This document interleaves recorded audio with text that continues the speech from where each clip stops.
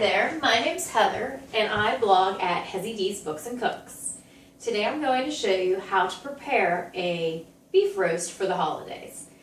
What I have here is a boneless rib roast and it is Certified Angus Beef Brand.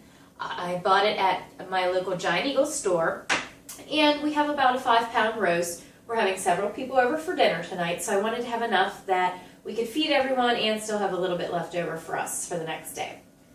Whenever you're making a roast, you want to make sure you have a roasting pan, and inside that pan you have a wire rack that you can set the beef roast on. The only reason I know how to make a beef roast is because I've been using Certified Angus Beef Brand's Roast Perfect app. I will be the first to tell you, I have only ever roasted one beef roast in my life before today. So, using Certified Angus Beef Brand's Roast Perfect app, I am going to try and make a roast perfect for the holiday. The first thing I'm going to do is I'm going to take my roast and I'm going to cut small slits into the top of it. Just very small, about 1 inch deep, 1 inch in diameter. And the reason I'm doing that is I am going to put garlic cloves in there. Now I'm not going to put whole garlic cloves in because I thought that would be a little too potent. So what I'm doing is I cut garlic cloves prior to being on camera here, and I cut each clove into 4 sections. So they're fairly small. So once you cut some slits in, what you're going to do is you're actually going to push the garlic clove into these holes. Just like this. And while I'm doing that, let me tell you a little bit more about Certified Angus Beef Brand's Roast Perfect app. I am really excited about it because as I said, I don't really know how to roast beef. My husband loves steak, he loves roast, and it's important to me to be able to know how to roast, especially for the holidays. The holidays are coming up, people like to eat turkey, they like to eat ham, and more they're saying that people are eating roasts. And why not? They feed a lot of people, they're easy to make. Once they go in the oven, you pretty much forget about them. And then in a couple hours, they're finished and ready for eating.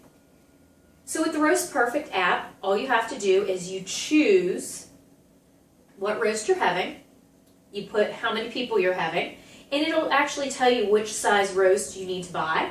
So I thought that was pretty cool. That really helped me out since I'm not really perfect on the roasts. And then you can put in what temperature you would like it cooked, how big it is again, and it will actually tell you how long to put it in the oven. And not just how long, but what temperature and how to do it. For example, this roast is about 5 pounds. I want it cooked medium rare to medium. So what the Roast Perfect app told me was I need to put it in the oven at 500 degrees for 15 minutes to sear it. That sounds pretty easy, right? So I'm going to do that. And then after the 15 minutes are up, what I'm going to do is lower the temperature of the oven to 325 degrees, and then I'll cook it for 1 hour and 44 minutes. Now, I was a little bit worried about it. I'll be honest, I wasn't sure. So they actually have videos online to help with that. And the video I watched was from Chef Michael, who works at Certified Angus Beef Brand headquarters in Wooster, Ohio. And I actually got to meet him this summer at Food and Wine Conference. So I was really excited to see him, and I trust him, and I've seen him cook, so I know his dishes are fantastic.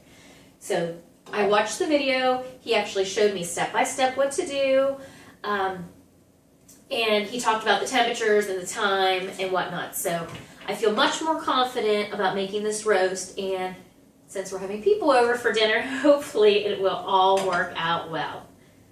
So I'm going to finish up here putting the garlic cloves in.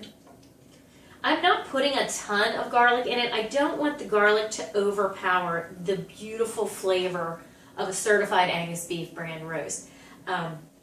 They're already delightful, so we don't want to overpower that. Now, most roasts are coated in salt and pepper, which of course is what I'm going to do. I have fresh ground pepper, I have sea salt, I have parsley, I have rosemary, and I have a little bit of sugar. I mix those all together. Most of it is going to be the salt and pepper, and I have it here in my spice rub right here. So what you want to do is you want to sprinkle that over top of the roast, rub it in, make sure you coat it pretty good because you want to have a nice crust on your roast. Okay, that's why it's going into the oven early at a higher temperature. While you're searing it, you're trying to get a nice crust on it, and that will help hold the juices inside the beef, which is really what you want. You don't want them dripping out into the roasting pan because then you're losing all that moisture and that wonderful flavor. So I'm just going to rub it on the sides here, over the top, flip it over and do the bottom. I like my spices everywhere. Alright. I'm not going to put it on the ends. You can, you certainly can. I might put a little bit of salt and pepper on there. I'm not going to put the actual herbs on there. But I'm really going to rub that in here. Okay. So, here's what the top looks like. It's all nice and coated. And I'm just going to sprinkle a little bit on the one side. I don't want too much on it because I want that beautiful steak flavor. Okay. A little bit on the other side. Real light on the sides here because that's the good part. So now what I'm going to do is I'm going to take my roasting pan with the rack already inside, and I am going to put my roast fat side up. Okay, and you want that nice thick layer of fat because that helps hold the moisture in as well and makes your steaks really tender and juicy. I'm going to set it right on top of that rack. My oven is currently preheating. I'm going to stick it in there for 15 minutes on 500 degrees so that it can get seared, and then I'm going to lower the temperature to 325 degrees, and I'm going to roast it for 1 hour and 44 minutes. At that point, I'll take the internal temperature. I'm hoping it's going to be about 140.